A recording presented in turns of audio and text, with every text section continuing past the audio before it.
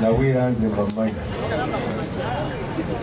N'olwekyo abo bonna abalwanya ennyo okuzza obulamu bwa Mulwana njagala nnyo okubasiima era okubeebaza.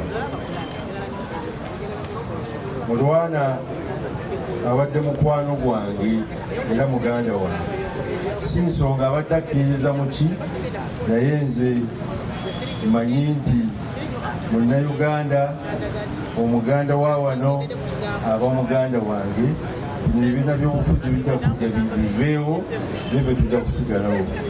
Era kyova olaba bwe yali yeesimbawo obwa kansala namuyambanga nako okumuwa ku kasente naye agende yeerwaneko, bw'aba ayiseemu ayitemu kuba aba talina kyagenda kukozesa gavumenti. So Mulwana obulwadde bwe bubadde butubuzaabuza, ne tusala amagezi naye ng'era bubuzaabuza, ne tubunoonya naye nga tebutegeerekeka. Tumanyi tulowooza nti kati yatereddemu, era bumala ono namutumako eddagala Mulwana ono nga talya, n'alireeta nga lya ssente nnyingi, lyali lya supplement, naye Mulwana n'alikozesa era n'anywa n'alya n'aŋŋamba kati ate ndya nnyo era nzemu amaanyi, n'olwekyo gonzizizaawo. Abadde yakampeereza ka audio naye nga olwaba ayogera nange asingira ddala era ng'alaba nti obulamu bwe kati alina essuubi. Naye abadde yampeza ka audio akasembyeyo ng'ate alowooza kati kukola bizinesi, tutandika kukola mirimu ngira ayagala tule bwe tupanga. Tusaaliddwa nnyo. Ajja Haruna ku makya aŋŋambye nti abadde yateredde nga alina n'essuubi nga n'okutambula atambulamukko n'okusisinkana ku bantu, naye tetuyinza kumanya buzibu bwawo bwavudde mu kaseera akampi. Kitalo nnyo ekya muganda waffe. Abayimbi nze mbasaamu nnyo ekitiibwa, era muganda wange Solo wange kyayogedde kirina ebyokutegeera, nja kugenda nnyongera okukinoonyezaako naye bwe nkitegeera, kubanga okuyamba abayimbi tusooke tuyamba abalima kasooli ob'emmwanyi. Kati ate kasooli w'abayimbi ze nnyimba zaabwe ze ndowooza buli muntu ayambibwe mu ekyo kyakola ki kyakola. Kati abayimbi kirungi okulwanira eddembe lyabwe n'okulaba engeri bayambibwamu, n'abaakasooli bwe batyo, n'ab'emmwanyi bwe batyo. Buli liiso lyekanira. Naye kati okuteekawo embeera erowooza nti abayimbi bano balina kubeera mu mbeera yakusabiriza. Omuyimbi bw'alwala ayite abantu bamusondereko, ndaba ng'ebitakola bulungi. So bwabeerawo embeera yonna ey'okulwanirira eddembe ly'abayimbi, copyright n'ebirala, omuntu abe ng'alya mu ntuuyo. Ndaba nti abayimbi bonna bali badde bawagira ekyo, n'abalima emmwanyi bawagira ebyabwe. Pagatifu abalima emmwanyi egula gumu 10, n'abaakasooli bwe batyo. Naye sitegedde engeri ki gyakyogeddemu mukwano gwange, nja kumubuuza ndabe abinsomese mbitegeere, kuba ebyakasooli bikyukakyuka n'ebirala.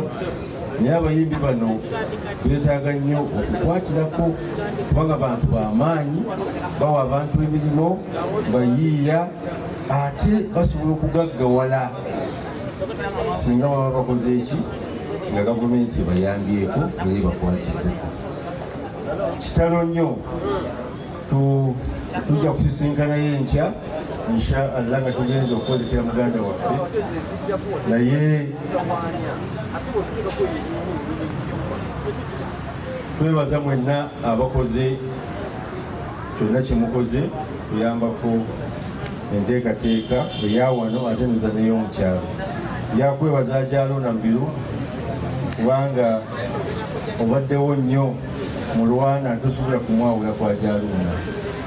Era byonna n'omuntu okutuuka okugamba nti njagala nfaanane ng'ono nsome n'eddiini ye, olabira ddala omukwano ogw'amaanyi ennyo. Haji nja kusaasira muganda wange olw'enjega eno, naye Allah bw'ati bw'asazeewo. Tetunoonyeza kubanga era Mulwana bwe yali ajja tetwanoonyeza lwaki akoze ki, lwaki azze ku nsi.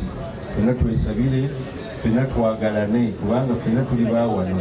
Ebitwawula bibe bitono okusingako ebyo bikola ki, ebitugatta. Kuba buli muntu yeetaaga munne. Maliriza nga nziramu nnyo okwebaza Dr.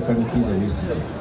Bannabyabufuzi abasinga twagala nnyo okwogera obwogezi, naddala abantu nga bafudde ne tutunula bulungi mu kamera. Naye Dr. Kizza Besigye abaddewo nnyo mu bulamu bwa Mulwana ono, naddala mu kaseera kano akasembyeyo. So nja kumwebaza nti ayawukanye ku bannabyabufuzi abalala, najjukira nti omwana ono yamukubirako oluyimba olwali olw'ensonga, naffe mu gavumenti n'atukankanyamuko. So ekigambo ekyo ekyokulaba nti tujjukira abantu baffe abatubeereddewo, ffenna tukitwale nga kigambo kikulu nnyo. Ate n'okukola emikwano emituufu.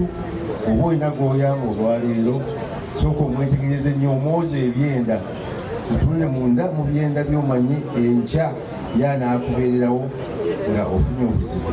Kitalo nnyo nsaba Mulwana, Allah omwoyo gwe agulamuze kisa, amusembeze awasa emyoyo y'abantu abalungi.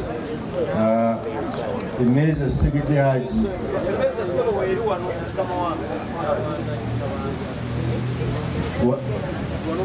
emmeeza oyina eyiyo Haji, oyina eyiyo eriyo.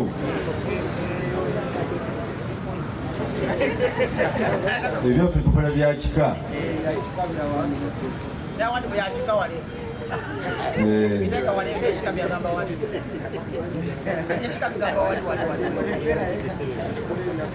Tugole ebyaffe awo. Naye kati si nsonga na wano kantekewo akakadde ate n'ebyekika tulabe akakadde wana mmeeza ya wano, ate kandabe neya Haruna muganda wange, tukole ebyaffe eby'omunda. Assalamu alaikum warahmatullahi wabarakatuh. Waalaikum salamu warahmatullahi wabarakatuh. Tweyanza nnyo Honorable Minister.